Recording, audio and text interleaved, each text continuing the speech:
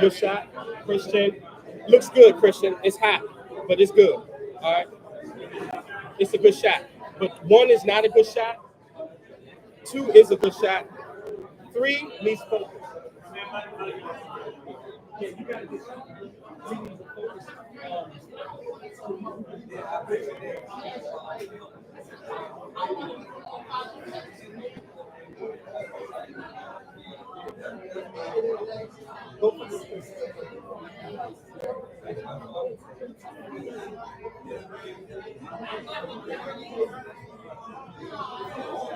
Hey, Christian, do me a favor.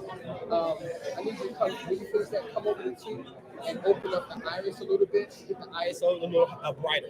Yeah, two. Look, you got to do it. I don't know what's your iris. I'm talking about here. Your mic is off. What's your iris? You're off. Yeah, I got to take you out. I don't think he's working. I got it. You should be coming back. I got it. You have to repeat it. Will, can you hear me? Yeah. I mean, I can hear you. I can hear you, yes.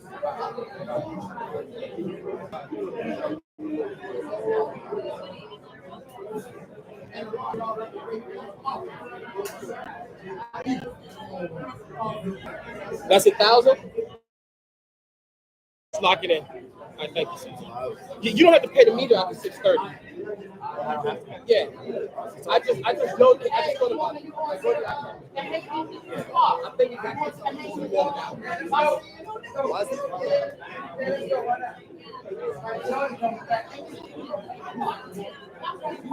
Hey, Darius, make sure all of them are straight. Go do a quick one.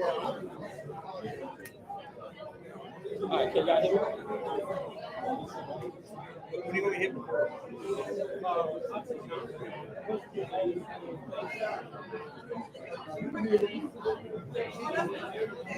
That's the buffer. That's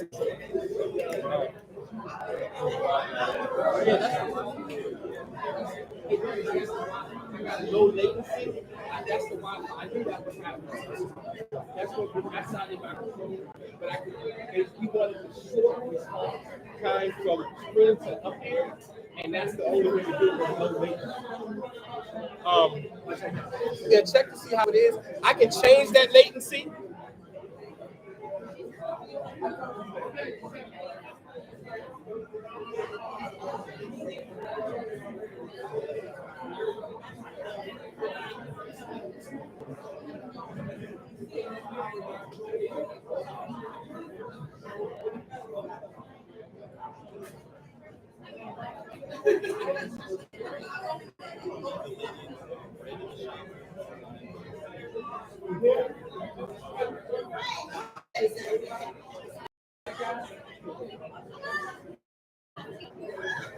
I'm hot on you.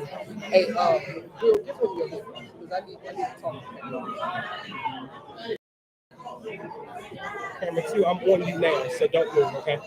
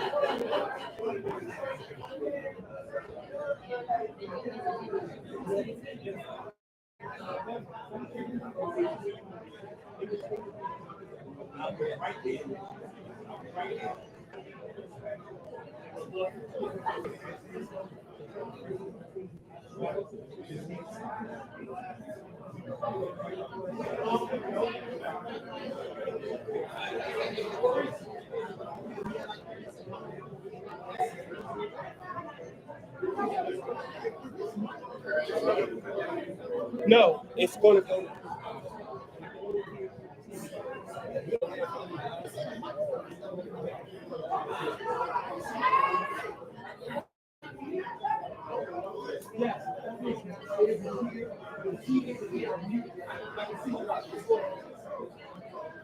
I can turn that TV so they don't have any feed. I turn these on and feed. So they're going to turn out. I can talk right. I'll have to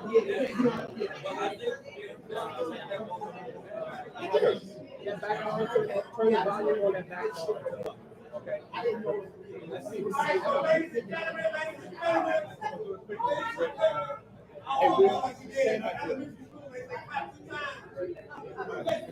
go rolling, everybody. Amazing event. I can tell a lot of people that have seen each other a long time. We got a lot of love in the room. We want to start this panel up. This is really important. It impacts everyone here, whether directly or indirectly. Okay. So we're going to ask that everybody really respect the panel. This panel is going to be 1 hour, and then we're going to have our queen come up and talk about how she's going to get a restore so the right for all of us. There is how we do it. How we doing with the audio master? This is a time when we can start really exercising what God gave us. I'm speed. He's speeding. I really appreciate all of you all for being here. Darius, I mean, Seth.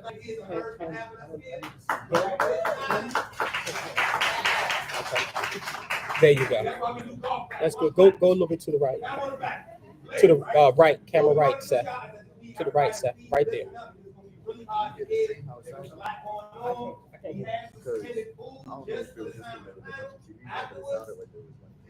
All and everything else, right? Is it that right? We're going to try to listen up, let's get some information, and understand everybody. So you take your phones, put them on vibrate, so it's got a whole bunch going on, and please understand that this is powerful for you all, but this is also for our babies who we never see for years and years and years. Our great grand. Oh, today is going to be a big day. We appreciate y'all for being here. We'll start off saying create one of all of us here, do something amazing, and we thank you all. We're going to let you, Tony, go ahead and take it away. Can everybody hear me? Good evening, everyone. My name is Tony Lewis Jr. Really excited to be the moderator this evening for this illustrious panel. We're looking forward to a very fruitful conversation about being impacted by incarceration. In this room today, along with the panel, you have sort of the full magnitude of mass incarceration. As your moderator, I'm someone who was a child of an incarcerated parent.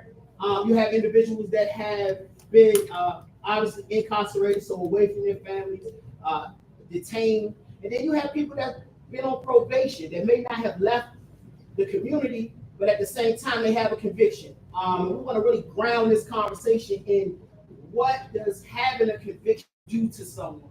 How does it limit them? And then at the end, we're going to talk about things that we can do to help restore people's rights. So I want to get directly to the panel with your specific time on two fronts. One, I want to first of all, I want to just acknowledge Ms. Brave Boyd and thank you for being here. I realize that you may have to depart, so I just wanted to thank you for joining us tonight. And so I want to start here. We'll go around with you, with Mr. Weinstein, and also thank you for hosting us and your amazing you only have to focus on the people. Could each panelist tell me your name? Christian. So you get to ask people to tell too much if you get a long time. Okay. But I just want you to tell us your name and the year of your last offense. My name is Paul Weinstein. My offense was in 1990. 1990. Okay. Speak up to everybody so we can. Herc Weaver. My last offense was 1988.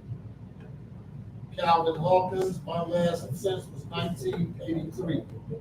Donna Johnson, my only last offense was in 2012. My name is Tony Sewell. My last offense was in 2008.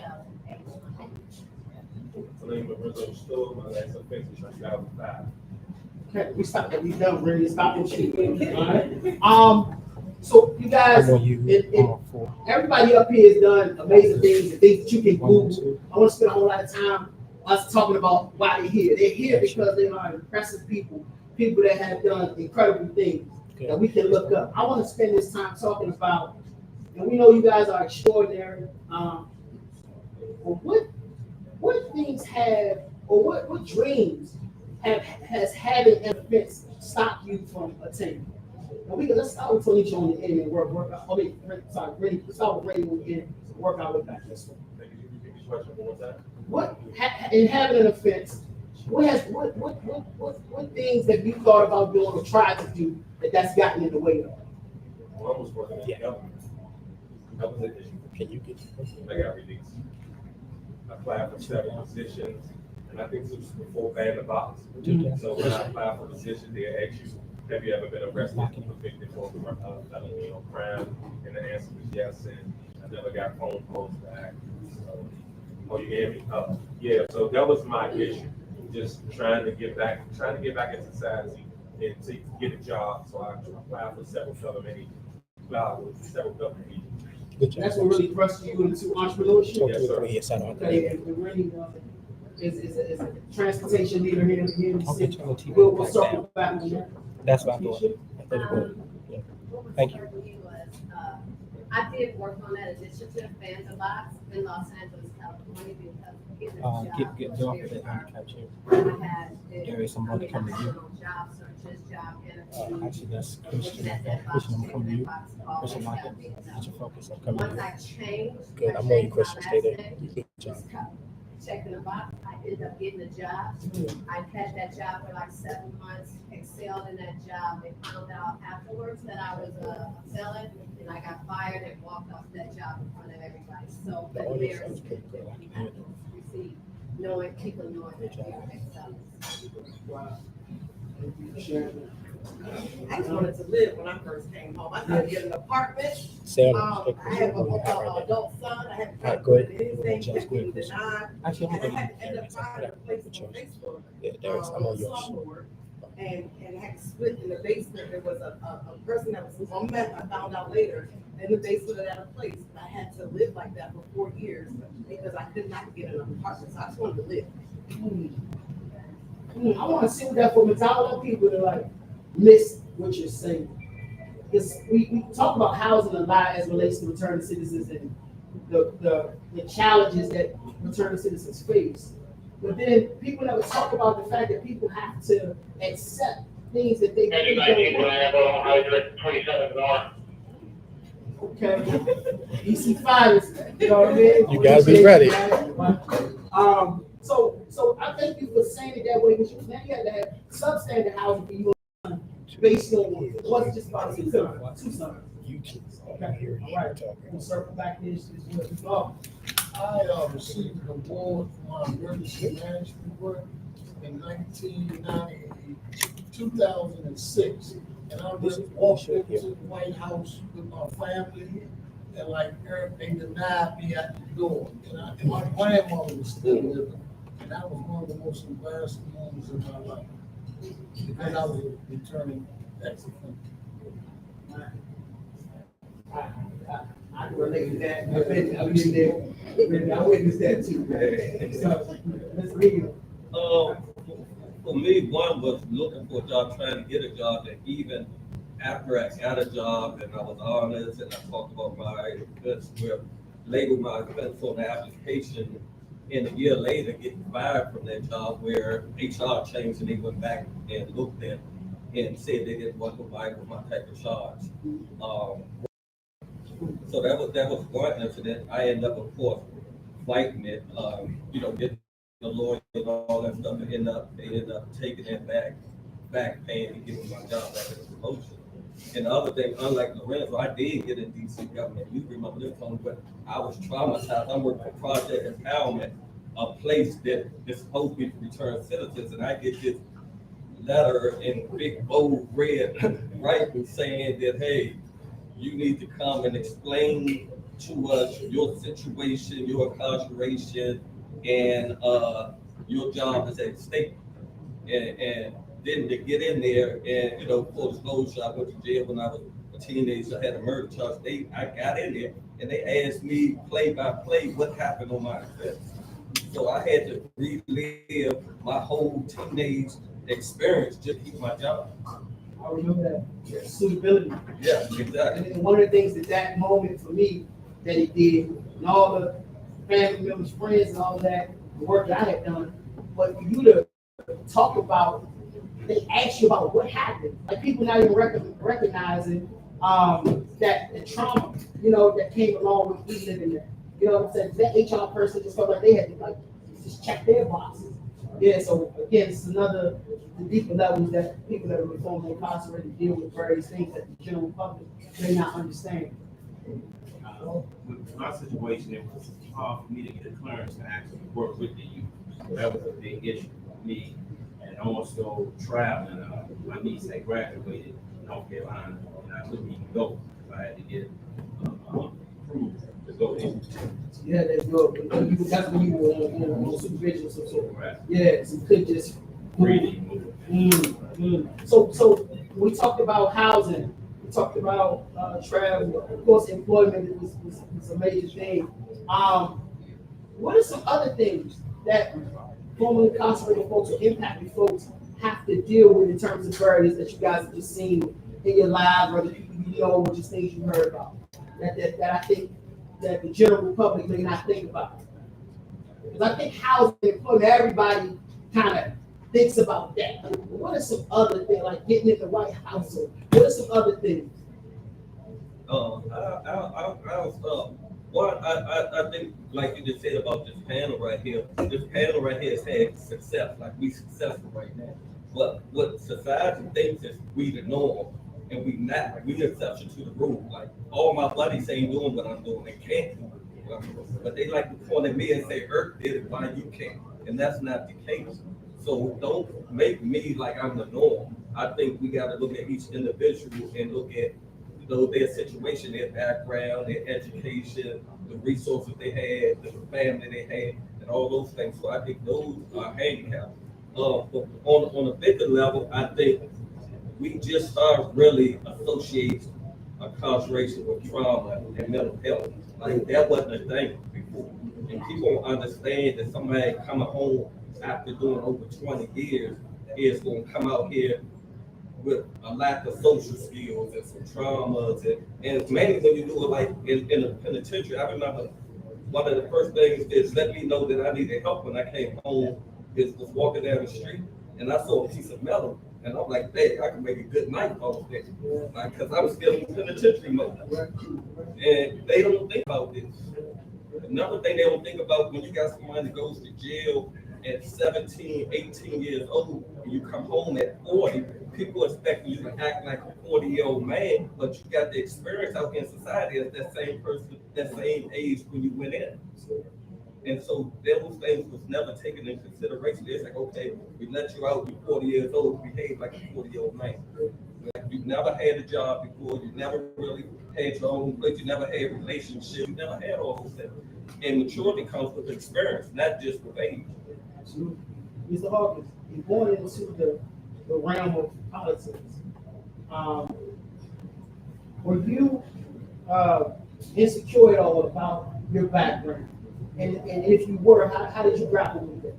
It's funny you asked that question because your first question I was going to bring up. You constantly live with a level of paranoia. You constantly live with, are you good enough? I've been the chair of the county council in Prince George's County twice, but I still each day walk in when I'm around politicians and elected officials. Do I belong in this room?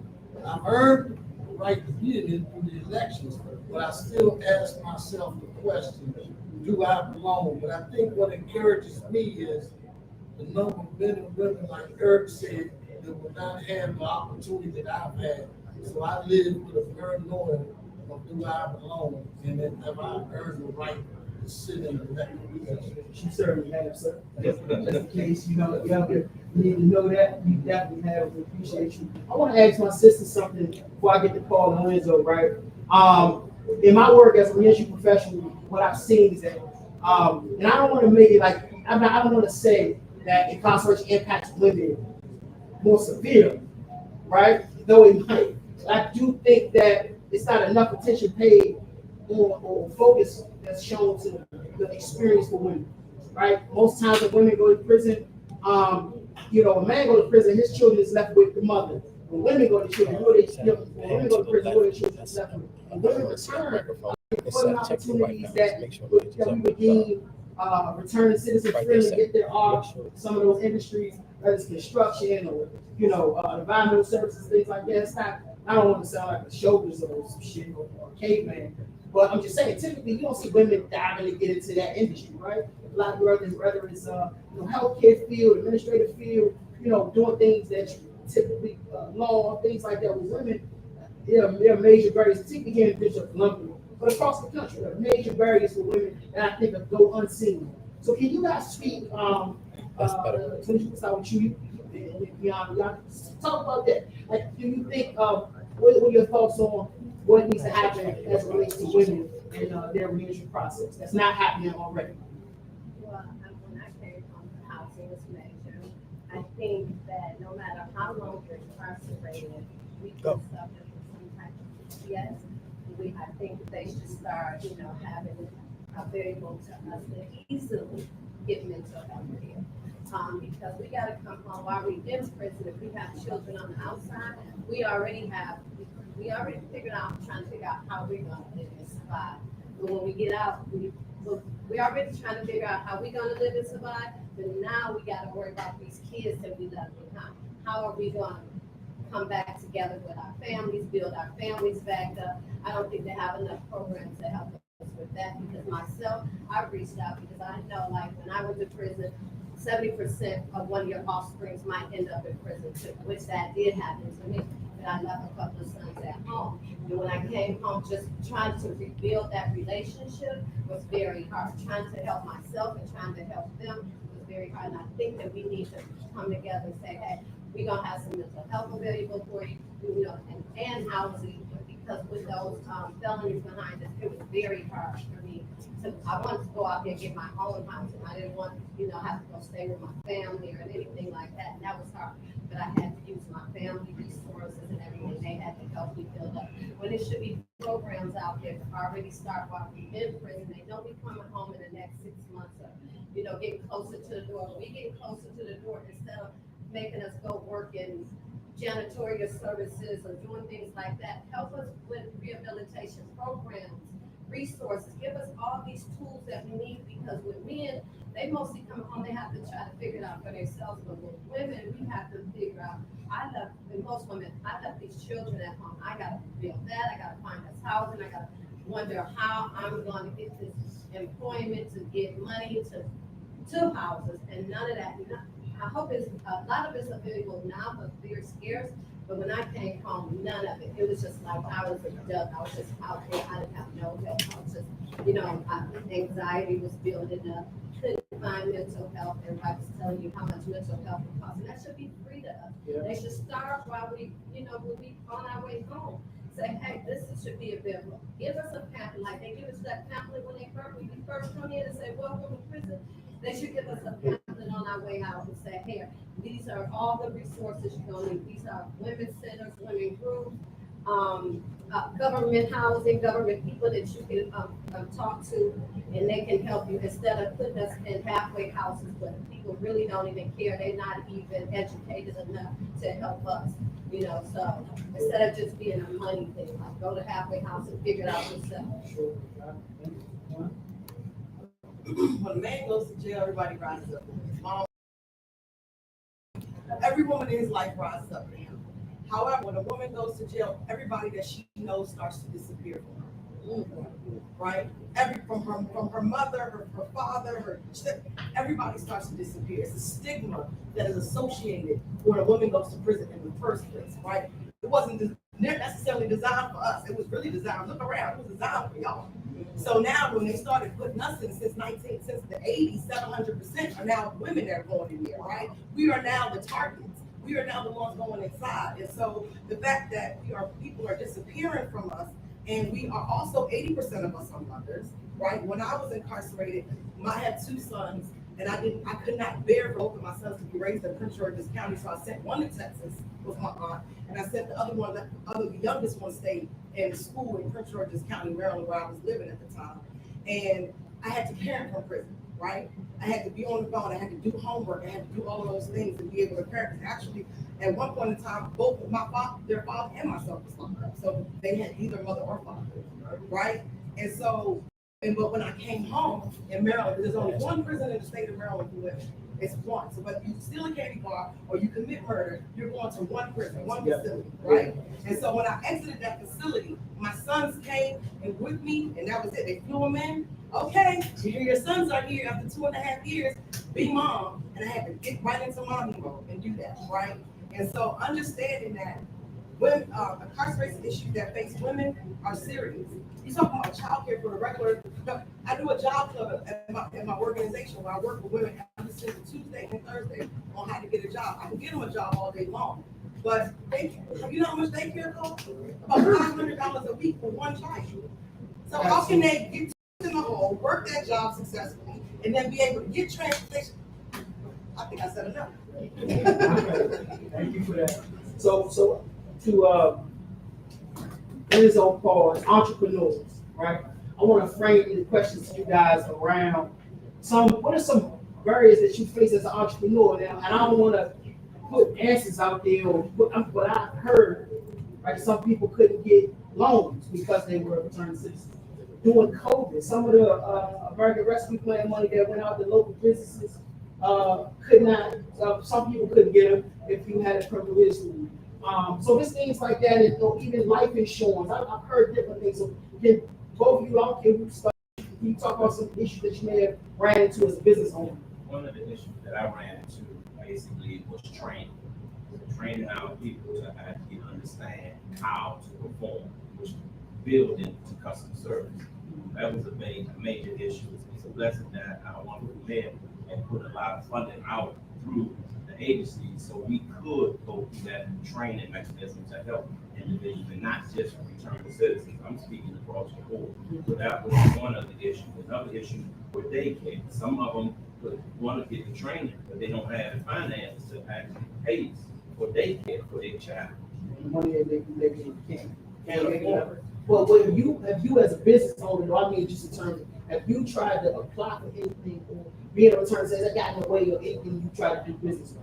Early on, yeah, it got in the way because of my credit. I didn't have no credit. So that was a very important thing that, we have to have. Credit is everything now. So, that was a barrier for me. I think that's something not most people don't think about that. If you've been away, especially in your early adult years, it's like, how did you build that credit if you but most people really not going to do that. And to this previous point, sometimes people are coming home, in their 30s and 40s or even 50s, and trying to get into, quote unquote regular life, but that becomes very. Renzo, what about you? I can pick it back off of what Paul said. I've been into situations where with a loan situation that I couldn't get to my business, and then there was a time where I started the transportation business, and I bought 3 15 bags a day. I couldn't get a credit limit, So my business mentor volunteered said, "I'll put up my name on the line for you." Because I believe in what you're doing, and then I had 2 contracts on the table to show him that I'm gonna pay this 100, whatever, what it was, and and it's like today that it takes someone that don't even know you sometimes to believe in your dream or your vision than someone that loves you or from BBC or people that you have worked with that you know for years won't even take the chance. But that barrier of getting a loan for my business, getting a vehicle, those were all things I faced was due to having a criminal background, starting a new entrepreneurship for returned citizens. So it's a lot of banks that I think need to offer micro loans and then apply assessment where they help you with your credit. So now you don't need a guarantor to do the business things that you may want to do. Because there's always a barrier in front of a returning citizen when they're trying to start your business. Can't get the capital. Then when you're trying to get the capital yourself or your credit ain't together, no banks want to mess with you. So it was a learning experience. I overcame it. I paid the guy back his $100 for my vans. I had brand new 15 second vans with 50,000 each. And that made him believe in me more. So now anything I want to do in my business, he knows that I'm about business. I'm gonna pay him back, give him this money. So it's a lot of things that we learned from this business experience, that this, that we need. Sure. So, this is the thing, one of the things I know, State's Attorney Braidwood has to leave. I want to give you an opportunity, really quickly, but to talk about from your lens, right, and your role, what do you think, not just you, because I want everybody here to understand too, this is a conversation that really we want to build this sort of from a national perspective, right? So if you had to talk to your counterparts, your contemporaries around the country, what would you say to them as it relates to some of the things that we heard elevated from this panel? Well, what I would say is to visit your local jail, or in my case, local jails and state prisons. Because what you will find are people who you actually can relate to. I think a lot of people in my position as a prosecutor, it's easy just to judge an individual based on what they did, what you are prosecuting, or the charge in front of you, without understanding the human being behind the charge. And so while we have to do our jobs, holding people accountable, getting justice for our victims, I think what we cannot do is pretend like these people did not come from communities where there are broken institutions, whether it's families, whether it's education, whether it's healthcare. So many issues impact human behavior. And the reality is we are all human. And so I think that's the one thing I would tell all of my colleagues is to go to the prisons like I do. Meet people, talk to them, and you will find real humanity and brilliance behind the bars. I personally have seen it. And I always said, I thank God for people like you, honestly, because when I say I believe in second chances, and here I'm on a second chance, and now, they're doing the right thing. I'm so proud. No, it's not that I'm proud of myself, but my belief. I'm proud that this is a manifestation of what God has said. God has said redemption is real. And what we see on earth are examples of that here today. But they are not the only examples. Some of those examples are still behind the wall. And so when I came in as state's attorney, in addition to committing to prosecute and keep my community safe, I also committed to review sentences of individuals who deserve a second look. And I've done it. And we have been able to get dozens of men and women out of prison who deserve it. And I had a story similar to the story you asked for in your first question is, what was your date that you came out? Now, I've never been in prison, so don't get me wrong. I'm not going to pretend like I was. What I will say is that I hired a returning citizen in my office who was in prison for 29 years as a juvenile lifer on a murder charge. Completely reformed his life, brilliant young man. I hired him in my office. At some point, Fox 5 found out, ran a 3-night story on the fact that I, as the prosecutor, hired someone who was convicted of murder when they were 16 years old. And others could have said, oh, well, maybe you should let him go. Maybe you shouldn't, accept that burden of having. And I said, no. He's where he needs to be, and he's doing a great job. He's still there. He got a promotion because he's doing such a great job. You have to stay the course. You have to stand your ground. And what I said is that, look, I'm going to lead by example. And guess what? Now, not just in my office, but in other offices around the county, they are open now to hiring returning citizens, even those who committed very serious crimes, who have turned their lives around. I'm encouraging my colleagues across the state to do the same. And so we have a number of programs, our urgent adult program, where we go into prisons currently and serve people while they're incarcerated in prison. We are serving them helping them create a life plan when they come home, we help them get into college or pursue a career. We started with our men because there's more of them, but there are women who need our help too. So this year, we're launching our women's emerging adult group, and we hope that you all will be a part of it. And on May 17th, we are hosting our first ever Untold Stories of Women and Girls in Prison. And we really want you to be a part of it. And I know that this story needs to be told because I also hired a woman who was a returning citizen. You know, state's attorney's offices must be balanced. We have individuals who have been victims of crime in our office, and we have individuals who have committed crimes in our office, because that's what every perspective matters when you're trying to run a fair and balanced system of justice. So I thank you all for having this. I thank my colleague here, Albert Hawkins, who does a tremendous job on our council, and all of you, the business owners, the nonprofit leaders, those who had stories from BET, and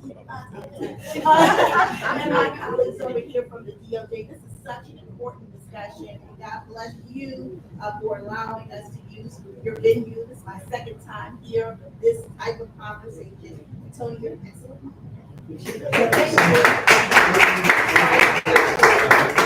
Thank you so much. In that vein, I mean, I think this is a great segue to sort of my next line of questioning for the panel.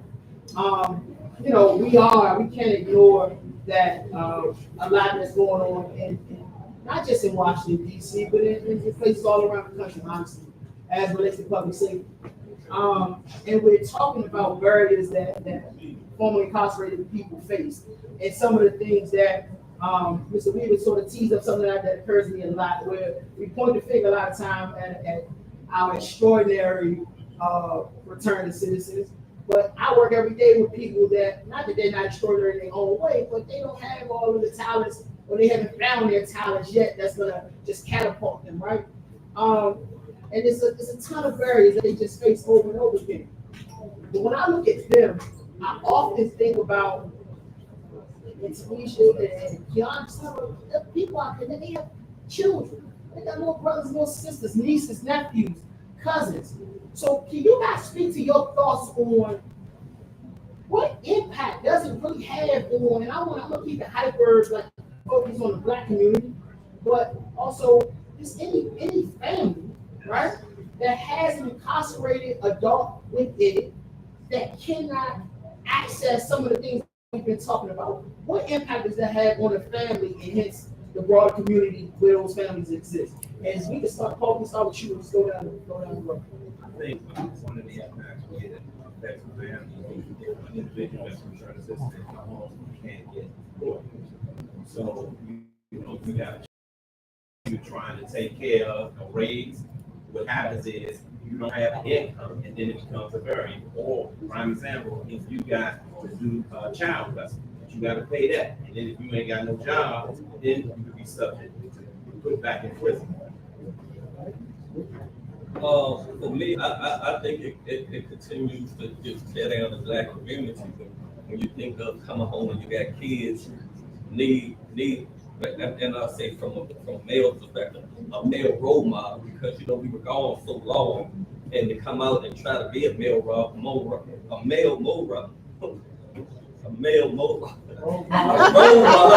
that's crazy, sorry y'all, and not being able to do that because you can't find employment, right? And them looking at you, and you know you being subject to maybe doing something else because you can't take care of your family. I think that's really hurts the dynamic of the family. Like, I don't know a whole lot of people, many people that a lot of time that come home, or while they in, their initial thought is, I can't wait to get back home and break the law. I've been around for a long time. I can't count 2 people in my life that were in jail, so I can't wait to get back out there and break back out there. They want to be law-abiding citizens. They want to take care of their family. They want to be with their women. They want to have jobs. They want to get back to their community. But then when they come out here and can't be able to do that, and mainly when we talk about the makeup of DC, where most of us have valid charges. And that's the thing, they all, oh, we can do this, as long as you don't got no valid charge. Exactly. And that's the makeup of DC, people with valid charges. And so, you know, we so handicapped by that. And if we look at recidivism, we know that people with valid charges have the lowest recidivism rate, right? Most people that commit a valid charge or murder or whatever don't come back out here and commit no crime. They might commit a theft or something else because you denied them access to all these opportunities because they got a valid charge. Now they got to take care of their family. So yeah, family got to go to the store and sell a local bread, right? But yeah. I'll come back to that too. I would say that for me, I was a teenage parent, and mine did not happen on the street. Mine happened while I was in law. My daughter was 4 when I went in. 3 years later, she came to see me at 7, and she was meeting with my mother from the North Visiting Hall. I was on the Hill Central Facility. She ran back to me at 7 years of age and grabbed my leg and said, "Daddy, when are you going to be able to go with me to Daddy and Daughter Day at her school?" She was 7. I'm doing my bit, and I had no answer for her. And when I went back to my central dorm, my intent dorm, when I saw men and women, and I watched men and women coming to see these guys with their kids running around, I always wondered how many of them those kids had the same question that my kids. So how incarceration impacts their psyche as they go through their educational experience. Yeah. Yeah, our criminal legal system, actually punishes the families of those who are incarcerated or who are on the system. Hands down, right? When I was incarcerated, I actually told my mom to stop bringing my sons to come see me because it was just too much, right? Gas to get all the way from Prince George's County to Jessup, right? You're talking about packages that you paying $60 for a pair of Reeboks that nobody can wear no more, right? So all of these financial problems that exist, it's not like the government has any programming or any stipends or any type of government assistance for those who are incarcerated. Instead, they continue to exacerbate and take from the families through phone calls, visits. Now in Upper Marlboro, you got to pay $5 just to get on the screen to see your loved one. So they continuously find ways to continue to take from the loved ones, not only the incarcerated individual, but they ensure that the family suffers as well. And they start financially, and that's how they continue to separate. And then when you come home, there's no ways for you to be able to substitute the income or help them while that loved one is getting on their feet. It's just really a setup. Most families of those incarcerated are cross-race, are poor families, right? Yes. So when you're away to a family to be somewhat of a burden, and then you come home and you can't get on your feet, you also, the family can see you as somewhat of a weight. I don't say burden, but an additional weight on a family that's already struggling. It's like we already feel like when we're incarcerated and we have kids at home. As mothers, we already feel like a failure. So, you know, at home, you want some resources like to help me. I don't want my kids to see how I wasn't there. You know, I want to make sure that when I come home, I'm able to say, "Mommy won't fail you again." You know, so I think like what you said, just, you know, like more programs and like the governor said here, that state attorney that they start with these programs, and I think that's the start of giving everybody a second chance and working with us, giving us a second chance. I've met some amazing women in prison that way. When I tell you, giving us the chance of giving these women a chance will really help to start building programs. And like I said again, the mental health part, because we already are dealing with the failures of our lives and coming home and trying to build our lives again. We already feeling it a certain way, and that's when to come start with the mental issue, the depression and all that.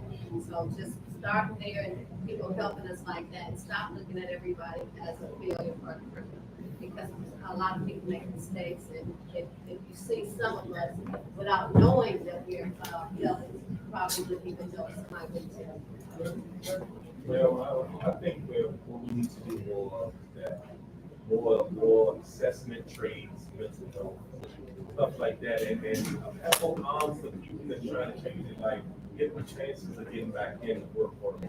That's one of the main barriers for a person with a background that committed crime. So I just believe in more of that, and I like the government now that's offering a more higher program for returning citizens. So that's why I would distribute more trades, stuff like that, offered in the system into people with returning, with criminal. Yeah, I think what's important, I mean, first of all, is Washington DC probably does more for its returning citizen population than any place in America. It also has the most unique criminal justice experience with us not having a local prison and not being able to have autonomy over what happens to our residents when they are away. I mean, I think it creates sort of this balance so it doesn't go as far as what we know it needs to. But we got to keep pushing on. I salute all our leadership in the city for all of the things that they've done to help returning citizens stabilize and move forward. But when we see the barriers, especially in a job market like DC, and I want us to also, as an audience, think about the question that I posed to you guys, and thank you for your answers and framing it from our perspective. But what about that kid? So you mentioned your son, you from Detroit, correct? Your son, or one of your sons, whatever, found himself in the criminal justice system. Smoothing, or your son found himself in the criminal justice system. So, my friends that grew up with parents that are incarcerated, it's not just because that parent was incarcerated. A lot of times it's about the fact that when that parent returns and try to do something different, the burden is stopped. So that kid is growing up in that same environment that, for the most part, pushed that parent into a criminal lifestyle, right? And so I think for society, we have to understand how these barriers really impede growth of not just individuals, but of families, right? And that's something that with the youth that we see today, whether in carjack somebody, nobody's asking but you're homeless, you know what I mean? What's going on? And that those kids can say, well, my mother was locked up, my father was locked up, my father been trying to get a job, this how this stuff is all sort of interconnected, in a way which I think people just wanted to stop and so right? But I just think people don't think about that enough. The other thing around these barriers, when we look at, we'll talk about how many people got shot or the homicide rate, whatever the case may be. Nobody is talking about how many people that get killed have been justice involved. In my work, I know how many people I've worked with that's tried to pivot, that's tried to get jobs and couldn't, and then I get called in the morning at night on the news, and somebody else was talking about getting a job, he got killed. I would venture to say that the returning citizen population is the most fragile, the most at-risk population there is. And so many of the barriers contribute to that. It's not solely about people making bad decisions and people not wanting to do the right thing. And so much of what you guys have shared, to me, is just sort of giving credence to that. And it should not be as difficult. So now I want to ask about another benefit that I feel like Washingtonians had, even Washingtonians that are currently incarcerated, they can vote. Returning citizens in this city can vote. Local elections and national elections, right? The question that I have is, as a voting bloc, what do you guys think needs to happen to get more returning citizens active in the civic and political space? I think that we need to actually come together, give people information, have forums like this to enlighten them to vote and get out and vote. A lot of times what happens is, if you look from Ward 7, Ward 8, just for that voting for the actual council member, it's like what, 3,800%, 3,800 or whatever. So we gotta push more to get our people involved. And one thing, if we get involved, we can put people in office and we can put people out of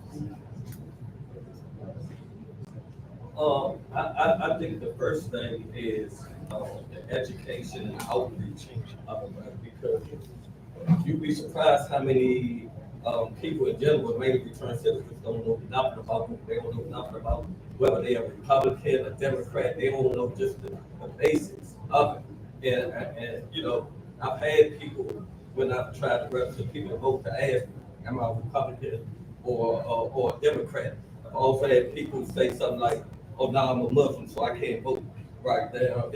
Or say, now I ain't gonna vote for Trayon in the primary, I'm gonna wait the general election to vote. Not understanding if Trayon don't win the primary, he's not gonna be in the general. So I think education is the biggest thing.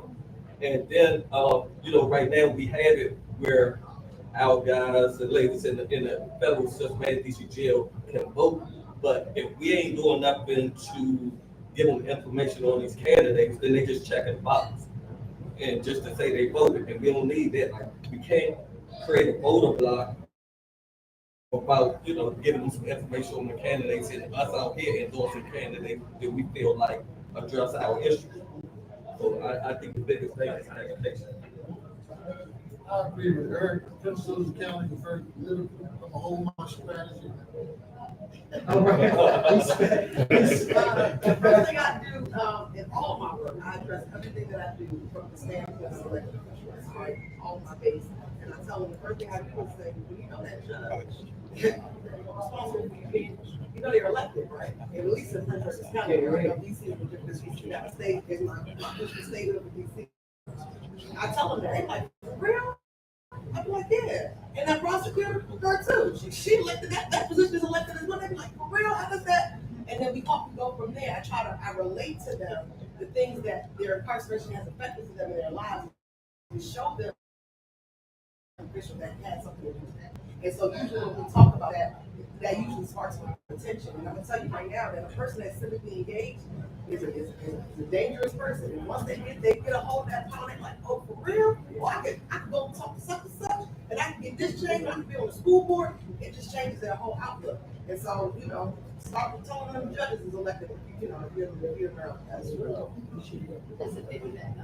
Everything that they said is right. Education, I think, is our responsibility of us that are his fellows to educate our people, to let them know about these laws and government officials and how important it is to go. Whether some schools volunteers to schools, because those young people that's graduate, they are becoming voters. So they need to start there and keep moving business and people in prison. Because we all now can go inside prisons at this point, go inside the prison start and not have to be ignorant to the laws and anything else.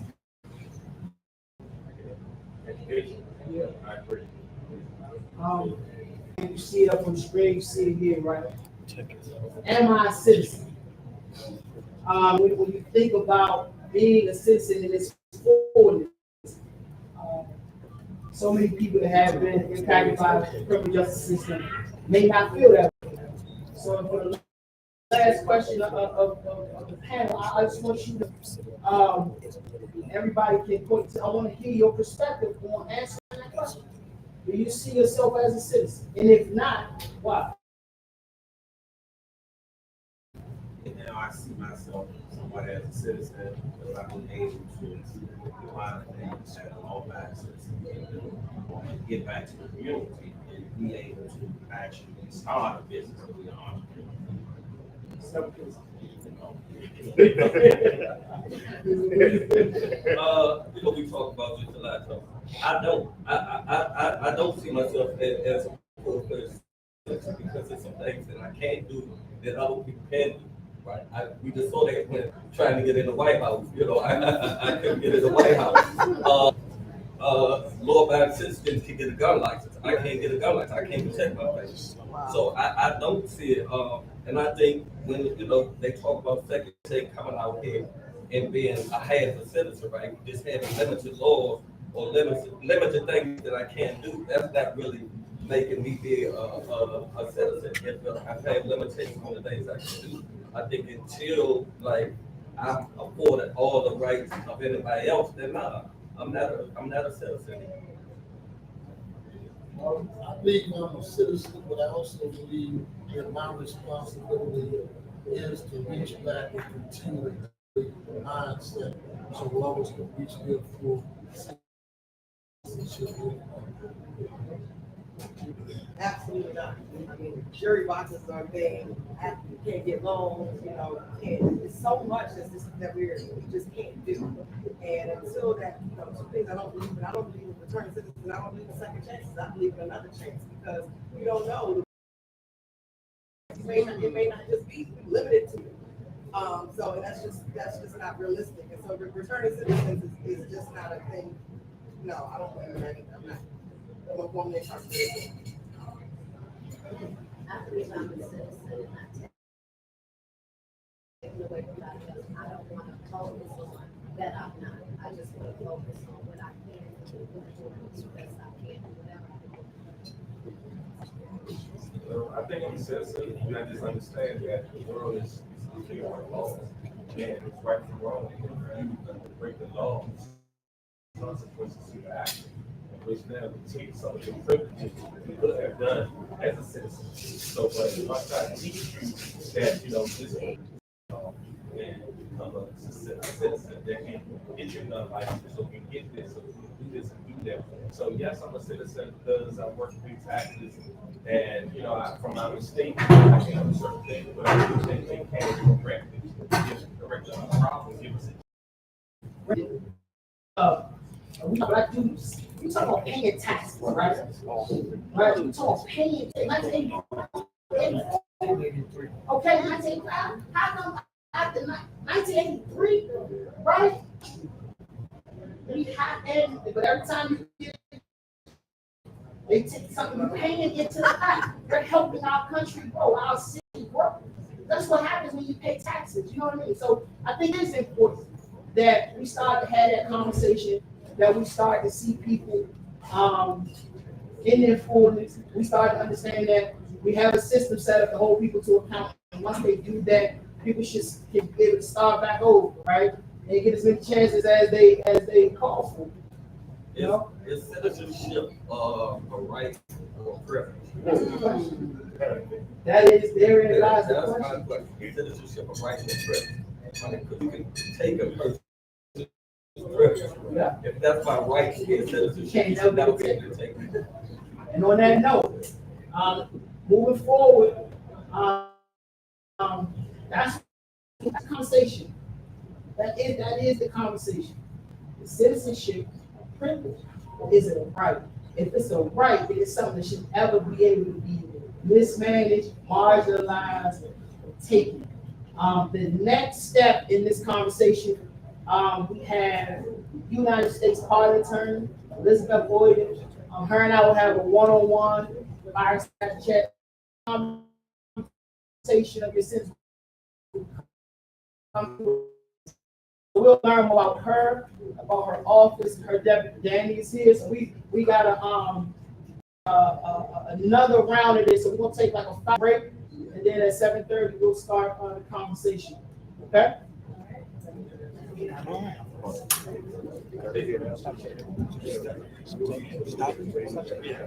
guys will start taking any adjustments that we do.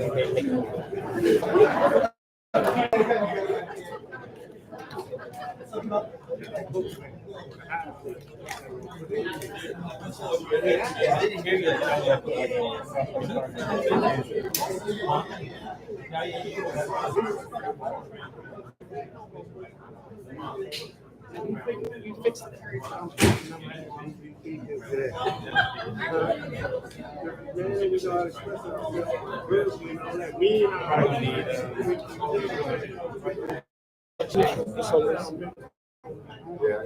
Focus on this.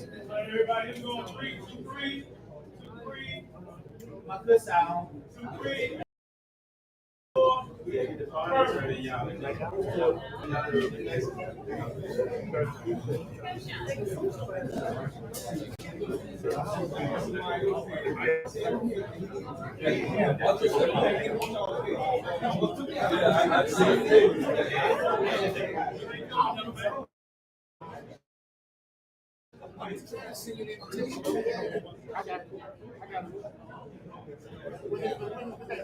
It's the 20th.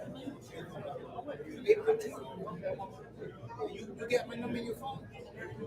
What's happening?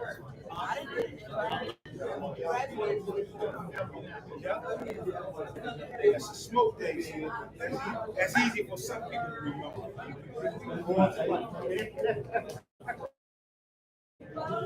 This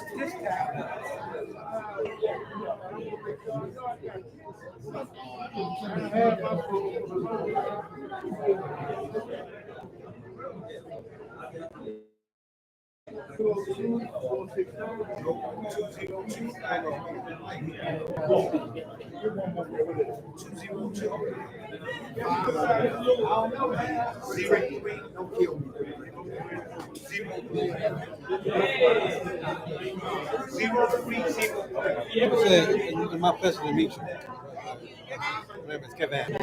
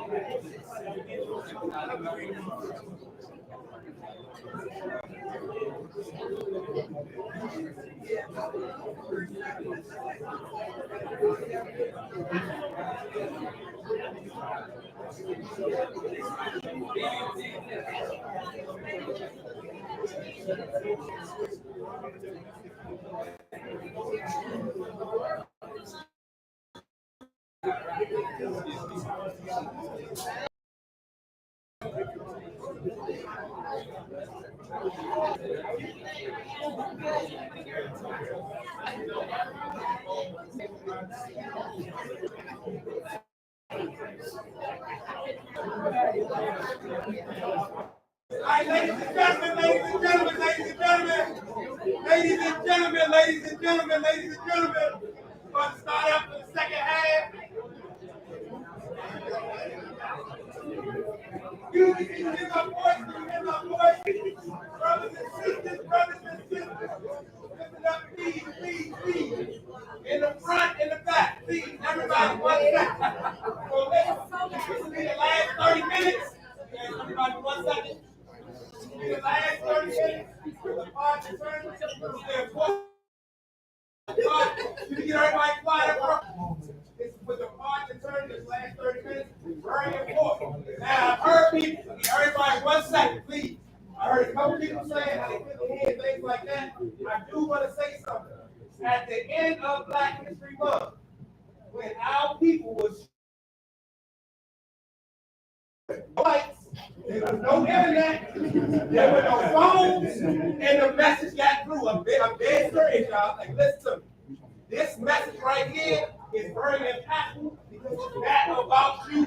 It's about somebody who will be in this room 50 years from now talking about the same thing we're talking about right now.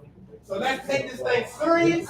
Let's listen to what's going on. When this sister gets up here to tell us how we can join this fight, all we asked for was for 30 minutes to act the same way when there was 500 of us meeting by a tree without no microphone. So it's no excuse. So that's how we're gonna start 30 minutes right here. Let's respect this 30 minutes. Brother Tony, all our panelists, everybody came here. We got a lot to do, and y'all came in for a reason. Right? We'll have a whole hour. You do whatever you have to do to mingle, to talk about this issue. Please, let's respect this 30 minutes. Yeah. All my brothers and sisters. Can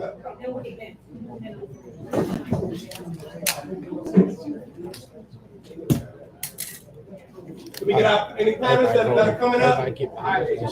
Stop rolling audio program. Stop. We're gonna get started. I wanna can everybody hear me? Can everybody hey listen?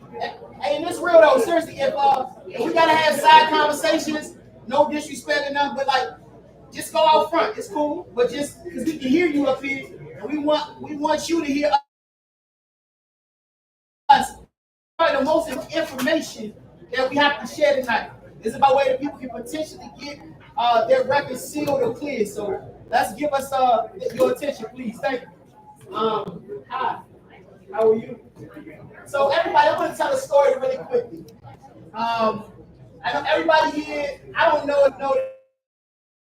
My father was incarcerated for 34 years, and I was fighting, everything that I could to help, free him.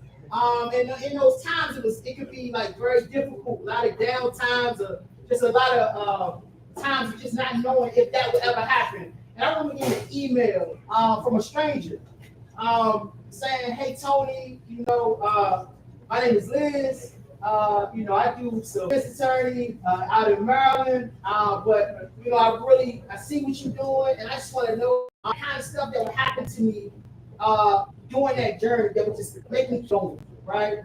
So first I wanted to say thank you, right, for reaching out to me in that time, trying to be helpful to me and my family, and that meant the world, right? So that's the first story. Second, she seems really cool. Her name's Elizabeth Oil. Oh, I was like, okay, whatever. I heard the person out. I said, hold on, time out. Right? So I go, I'm like, no, this can't be the same. But it was, right? So I just wanted to frame those two things to say that you've been a fighter for justice. You've been a defense attorney, and you've been in this role since 2021? 2022. How has it been? Because you've been in the role at the Department of Justice. How has it been? Thank you for the nice compliment, Tony. It means a lot coming from you because you are such an unbelievably accomplished person, and one of you. I think probably everybody in this room knows that I don't make the decisions about clemency, so there are some limitations to my role. But for me, it's a really exciting opportunity to bring a new perspective to the Department of Justice. One of the things that I heard from this remarkably accomplished group of returning citizens is overcome, and they've overcome it, with the support of each other and this amazing community here in DC that's made up mostly of returning citizens, like Mr. Lamont Carey, who's a returning citizen who is now lifting up so many people. The Department of Justice is the biggest law enforcement agency in the country. That's where I work. I'm not a prosecutor, and I never have been. I work within an agency that sends a lot of people to prison. Most of the people who are sent to prison are people of color. Most of the people who have economic backgrounds, people from lower educational backgrounds, and we can't just send those people to prison and forget about them. There is an obligation in the prosecutors in our country, including the one that I work for, to help people get back on their feet after we take that step of sending them to prison.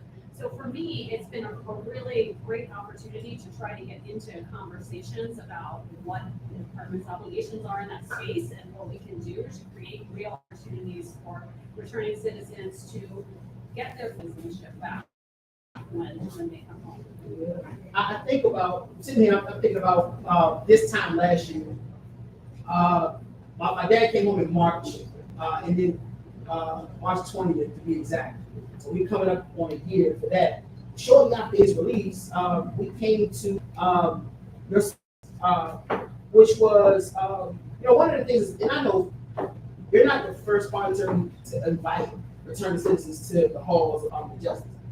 But just being there for that, and we did the CDC event, both times just watching what it means for folks that had, and many of them have been prosecuted by the Department of Justice, to now be there as a guest.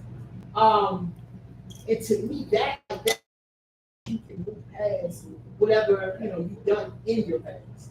Absolutely, 100%. I mean, I'm in this role because I believe that everybody is capable of redemption. There's been a narrative around drug offenders being people who maybe should have the opportunity to earn a second chance, but it's not just those people, it's everybody. And in some ways, limiting that narrative to people with nonviolent drug convictions has done disservice to a lot of people like the folks who were up on the stage earlier who have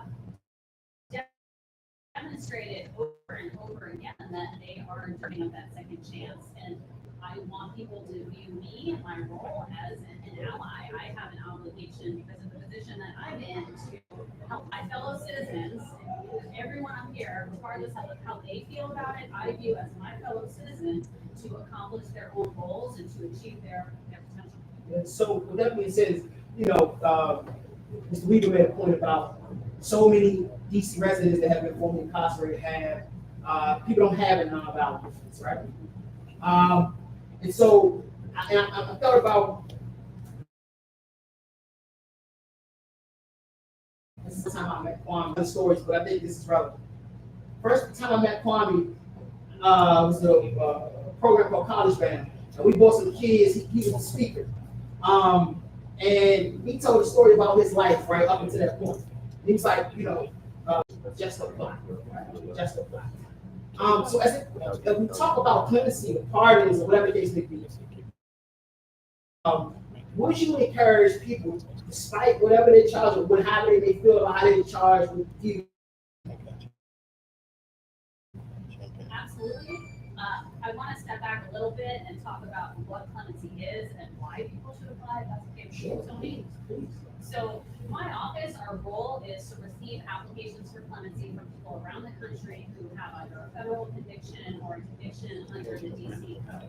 And there's two main types of clemency that you can receive. One is a commutation of sentence, which is a reduction in your sentence if you're still serving it. And the other, which is highly relevant for this group of people, is a pardon. A pardon is essentially forgiveness from the president for the offense that you have committed in the past. And an outstanding group of people. I mean, if people on this stage cannot get a pardon, then I don't know who possibly could. So I hope that the people in this room will be encouraged to apply and to pave the way for others and to set the example for the younger folks coming up behind you. People always say, nobody from DC ever gets a pardon. Nobody with a DC case ever gets a pardon. But somebody's got to apply and set that example so that others will apply and it will seem possible. And I really hope that, if nothing else, when considering applying,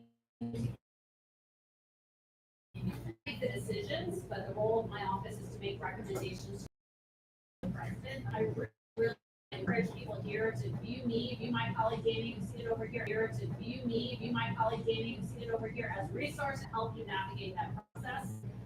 I'm not going to lie, it's a lengthy process. It's going to take up a lot of your time and it's going to invade your personal space. And I've heard people talk about trauma, and I've heard people talk about how it can be re-traumatizing to relive your experiences of being incarcerated. And we have recently revised our pardon application form. It should be available in April with that in mind, to try to use a trauma-informed approach to asking for questions and try to use human-centered language. But at the end of the day, it gets into all the personal details of your life in a way that's going to feel invasive, and I understand why people aren't eager to subject themselves to that. But I really want to encourage some folks here to take that risk and.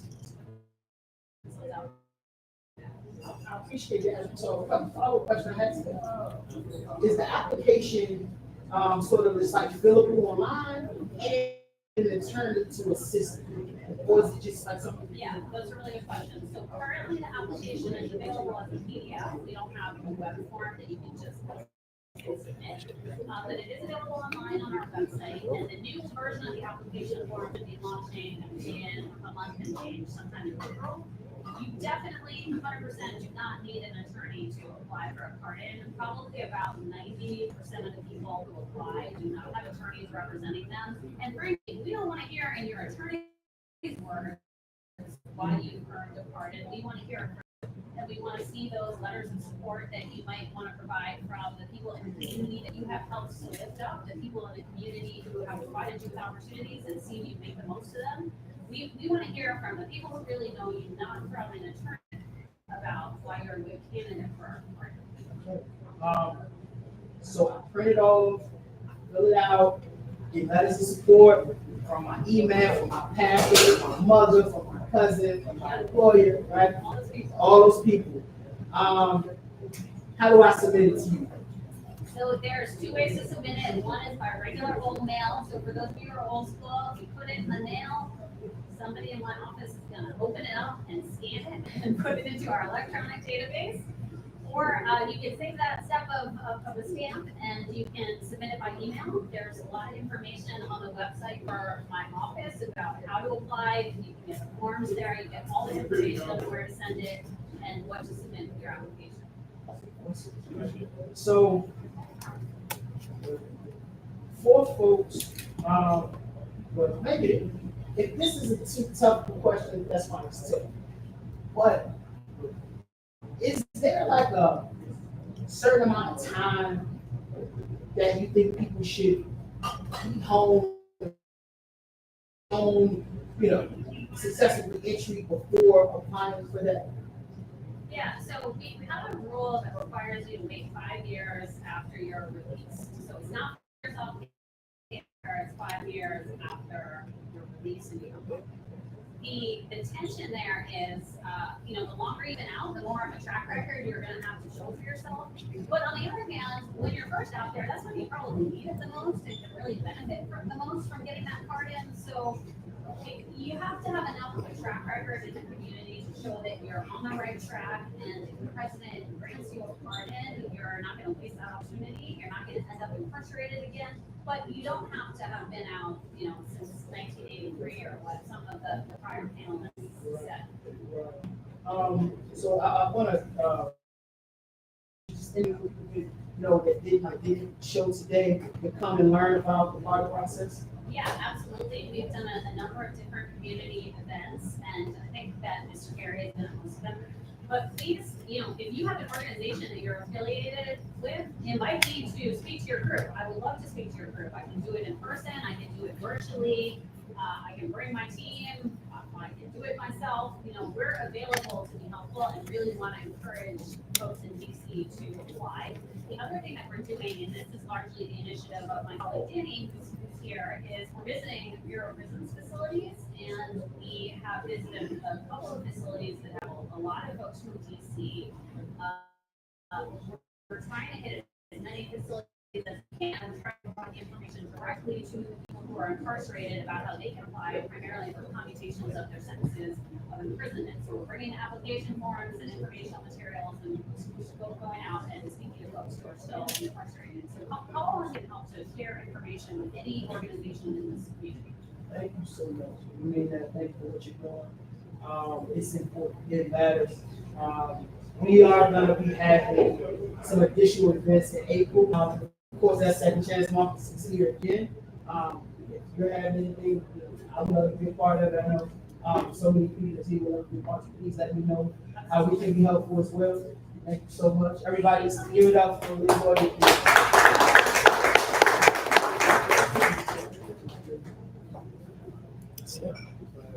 Now y'all can talk. I think we're guys. Yes. You done? Yes.